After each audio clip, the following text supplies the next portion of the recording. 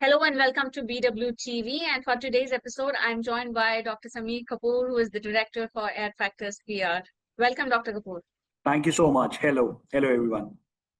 PR today is less about press releases and more about shaping narratives in real time, driving culture, earning trust across fragmented channels.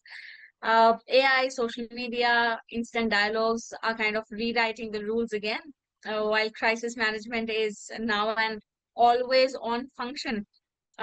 With decades uh, of experience in this field, you must have seen these shifts firsthand, and you know what it takes to lead the PR's next chapter. In this interview, we will precisely discuss the biggest shifts in the PR industry, modern crisis management, the role of AI in communications, and he will also share his personal journey, long-term vision for the industry, and where is it headed in the next 5 years.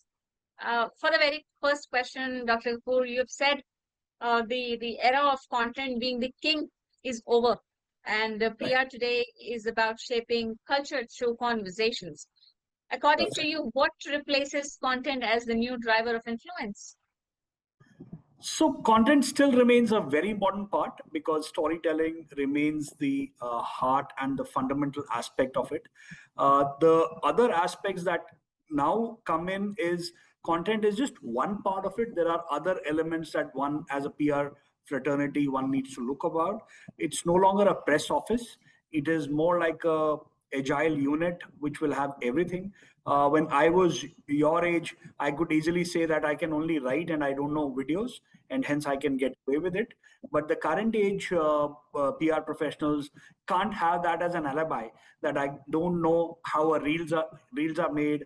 How is it that a LinkedIn post needs to be done? How a video has to be made? So it has to be all format that the person needs to understand. And this agility and this shifting industry models are something that is that you also mentioned in your opening statement, that AI is giving you a lot of content. It's churning out a lot of content at a click of a button. Which content should go where? How do you use it? That's where the human intervention needs to come in. So the You PR spoke about agency, AI. correct. The PR agency today looks much less than a newsroom and is more like a strategic lab, which will have specialists, which will have data analysts, which will have creative storytellers, and someone who understand all of this together is the one who's going to win the next PR battle. This is a lot to do, Dr. Kapoor. Now this has a lot of verticals to take care of, That's and you also spoke about social media in some sense. You mentioned about AI. right. There is everything happening in real time because the pace of change is swift. Uh, Correct. According to you, which of all of these verticals, or let's say all of these factors that's transforming or changing the PR in the large manner, will have the most lasting impact? And how should brands prepare for this? Yeah, see, the way technology is changing, it's very difficult to predict which technology, which platform is going to have a lasting impact. A case in point is prior to 2023, Google was the darling of investors. It was a darling of search. The engine was all about Google, but with the advent of ChatGPT, and now as we speak, ChatGPT 5 has been rolled out, which can do multiple things at a click of a button. Google for the first time has seen search dropping to less than 15% on Google. But that doesn't mean search has gone out. It means people have started doing something else. So let's say I search on different platform, maybe LLMs. My son will search more on Insta and Snapchat. My wife might search more on YouTube, which means all platforms are important, and hence the learning for a PR professional is it's the engine part of search engine optimization has been replaced by everywhere.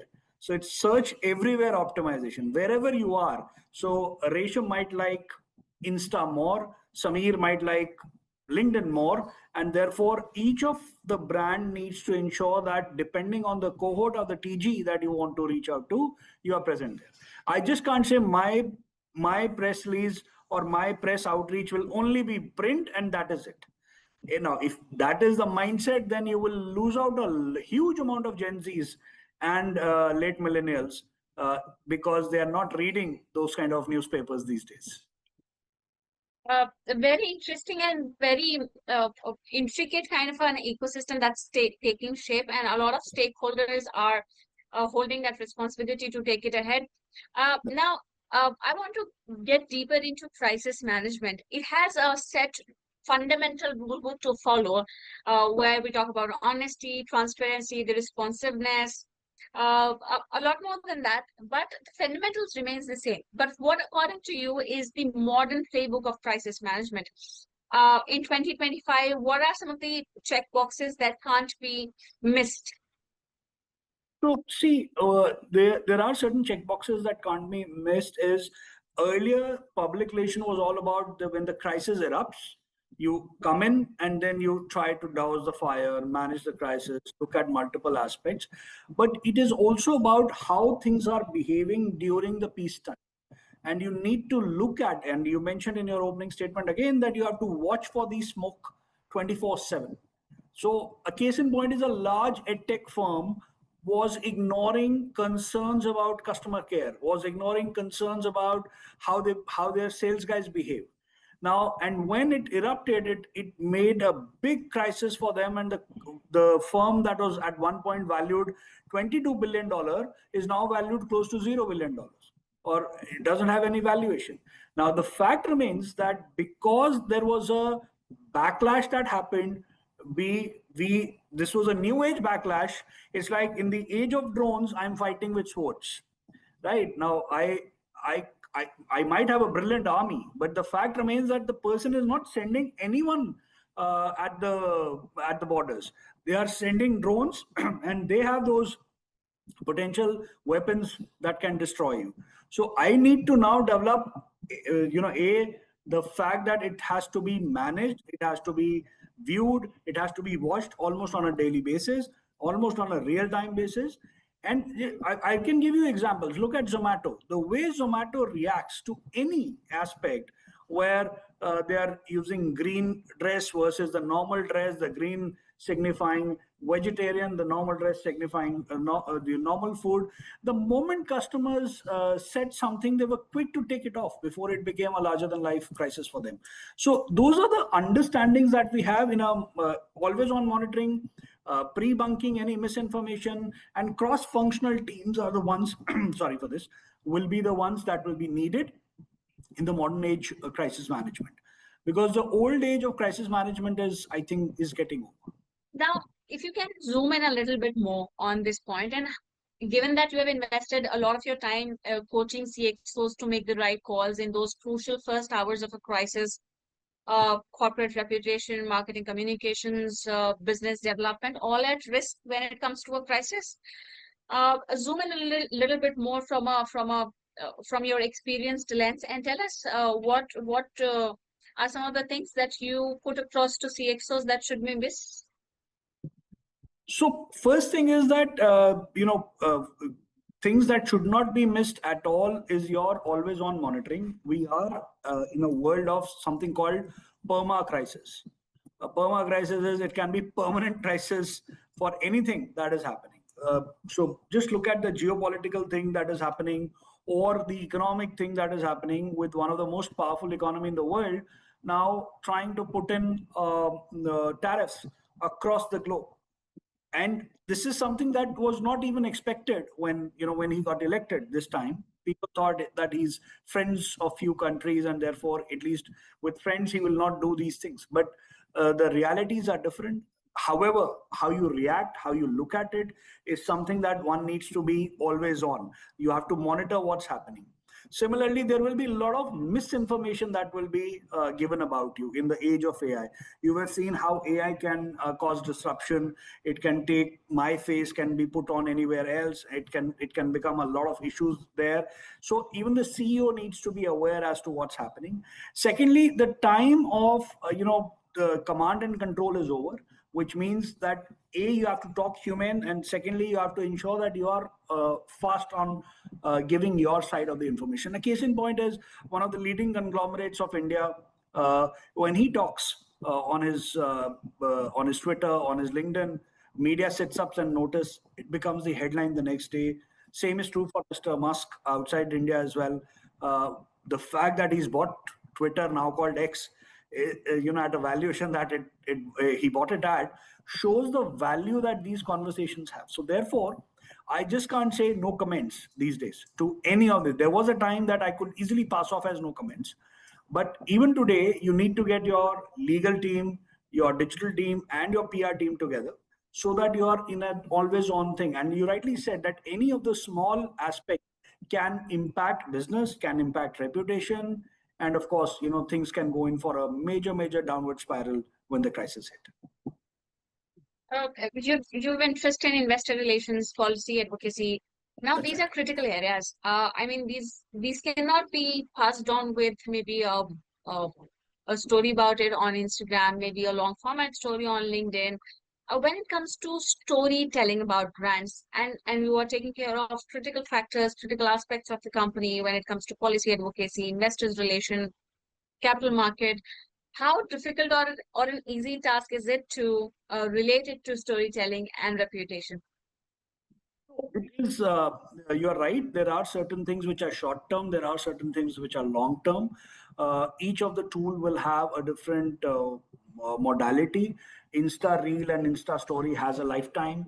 A Snapchat has a lifetime, and therefore you have to be aware of that. How much time you can use it? It can be a good teaser, but it can't be a full-fledged thing. If you want to tell a story which is on advocacy, capital markets, investor relations for a longish period of time, then you need different kind of blogs. You need different kind of platforms to talk about it. There are a lot of platforms that are available.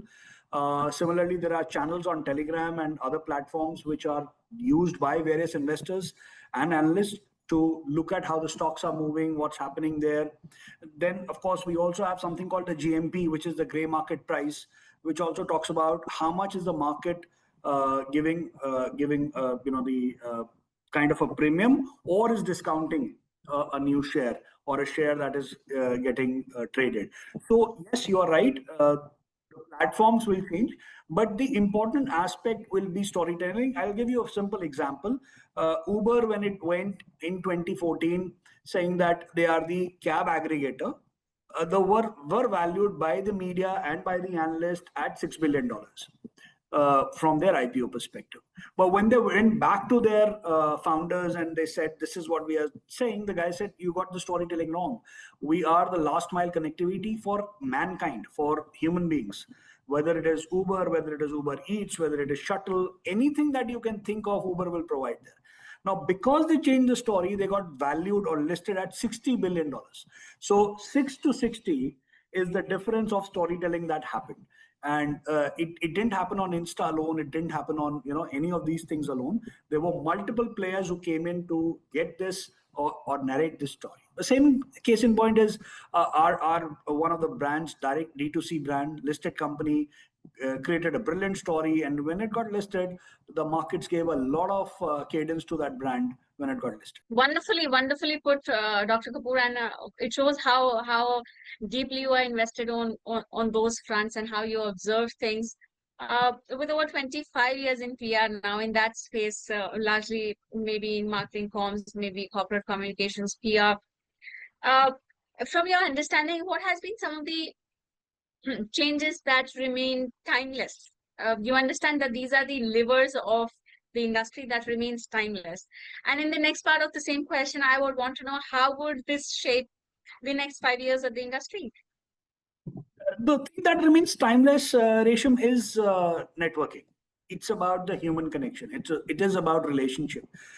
Whether you are using all form of digital, you're using AI, you're using whatever, the relationship cannot be taken over by AI ever, right? That's where the human beings. So connections, networking remains the timeless format. People who were brilliant when I was starting off in PR, people who are brilliant today in PR, including my chairman, my managing director. They are one of the best known names in the PR fraternity today.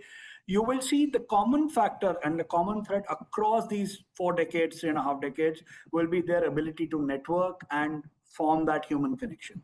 Those who have it will win this hands-on. Then of course, it's also about how you dress up, what you do. Those are but those are kind of nuanced value of it.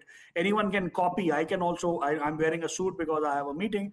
I can also become good. But if I don't have connections, that's one thing which is like permanent across the platforms.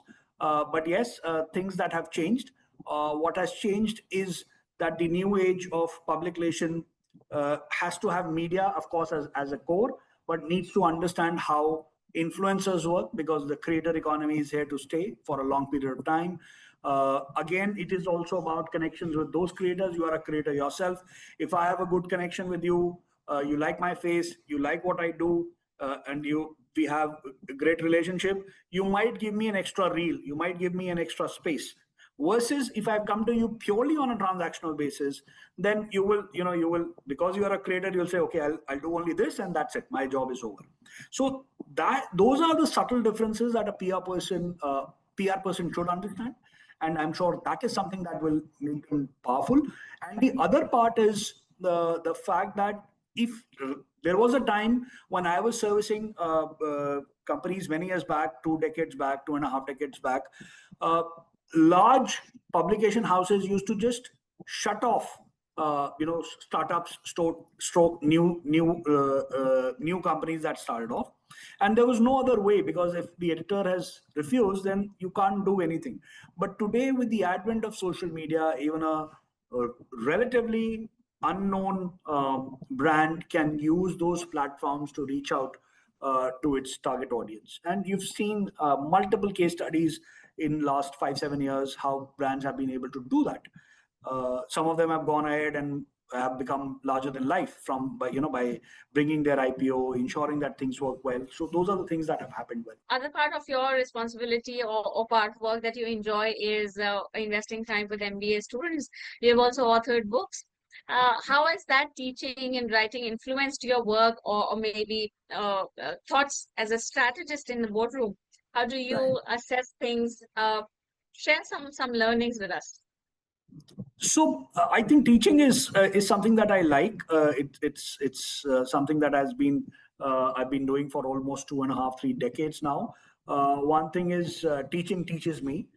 In that sense, I get to learn a lot of things from the youngsters, because uh, one is you will hear this a lot, that youngsters don't read.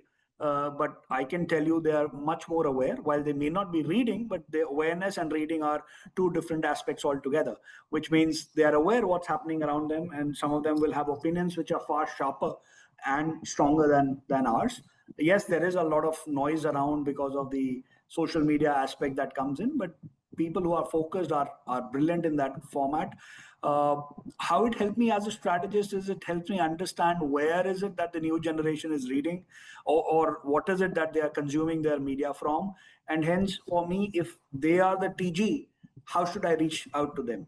So all these classes, all these lectures, all these mentoring help me in, of course, understanding how the new wave of influencing and the leaders are emerging, and therefore what are the changes that I need to bring in my strategies to ensure that these guys are also in the target audience.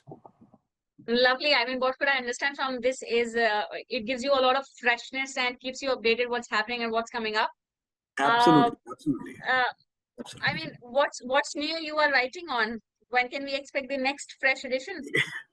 So I've just written two articles. One is on the hype marketing aspect and public relation for a doll called Labubu, which is launched by a Chinese company called PopMart, and how they've used this entire culture of the blind packaging, where as a consumer I don't know what is it that things will come out to be.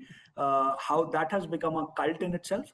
And the second that I'm writing is a case study on a brand called Stanley, which happens to be a 110-year-old brand, was launched for men, blue collar, which means people who are in mining and other things, and has now become the kind of a go-to brand for girls for drinking water or drinking whatever liquid that they want to drink. And the size of the cup is very large. It's not a cheap brand.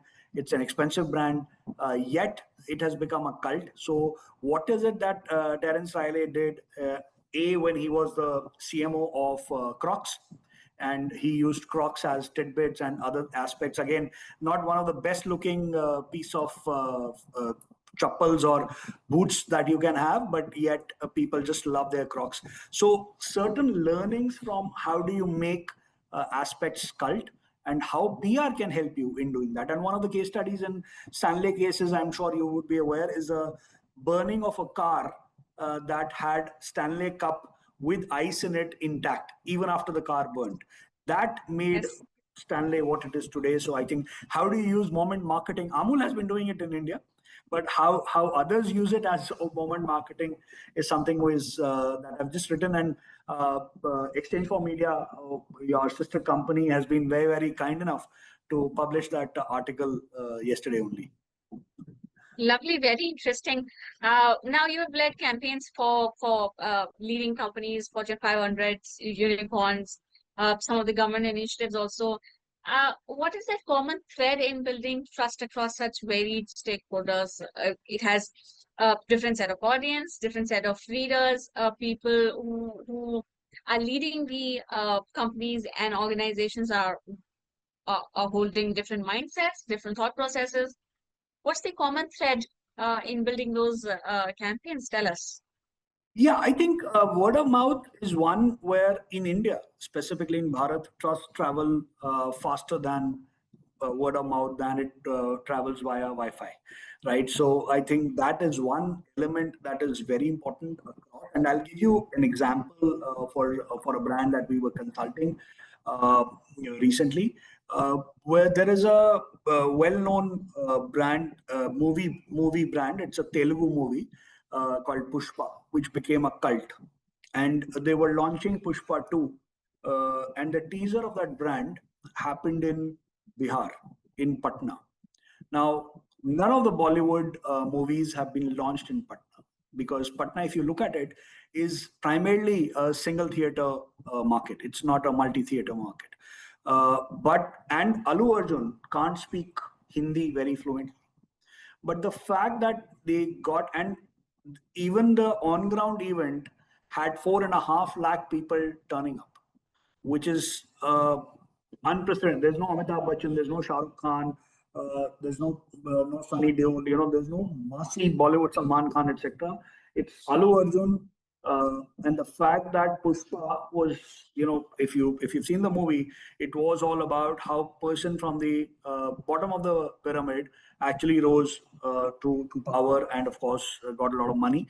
So there was this relationship and the relatability that audience had, and they had this event right in the heart of that place.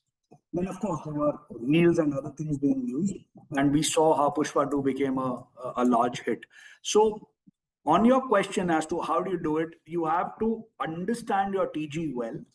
And once you understand your TG well, you have to look at that TG and create an event for that TG alone. A case in point is even in Indian politics, this was being done. At the bottom of the pyramid was something called the Chai Pe Charcha was done so that people can come in and have a conversation. At the middle were the ads used on the Mengai and the inflation, and that aspect being used.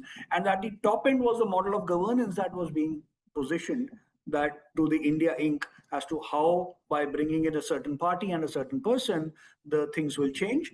And of course, Achedin will come. So all that aspect is also an element of how the trust moves, basis which category you are reaching out. Very interesting how all of this you've stitched well and put it across. Really interesting. Just the final bit of our conversation.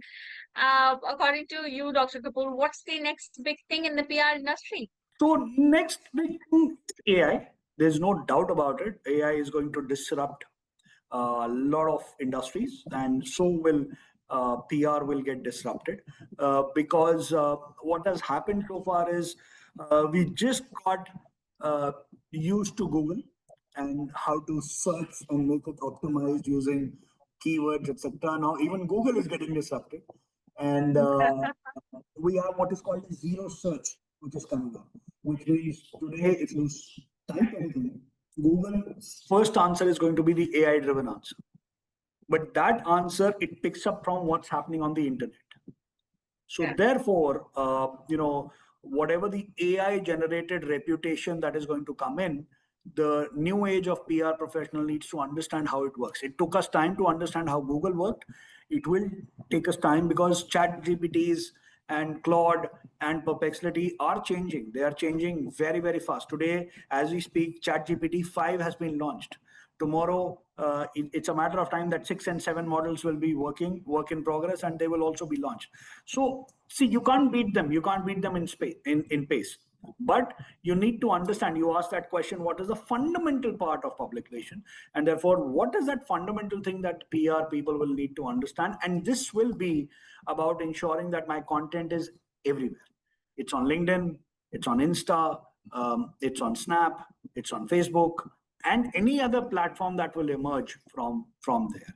So the future is going to be tech driven, because that's the question that you asked, what future is. And the PR professional, at one point of time, they used to say, oh, I'm not good in maths, and that's why I've taken English honors. Or I'm not good in this, and that's why I've taken mass communication. No longer can PR people say that we don't understand numbers. They'll have to understand numbers, because that's where the business objective is going to be derived from. So these are the two changes that you will see this industry seeing in quick time. Certainly, times are interesting, and I'm looking forward to it. What is future holding for us? And from what you said, I could understand that it'll be surely interesting to see how humans will blend their soft power with technology and Absolutely. do well, do better, grow in business as well. At this point in time, I must thank you, Dr. Kapoor, for making time for this. And it was lovely, lovely talking to you. And I look forward to more such conversations future. Likewise. Thank you so much, Risham. Thank you for your time. Thank you. Thank you. Take care. Bye-bye.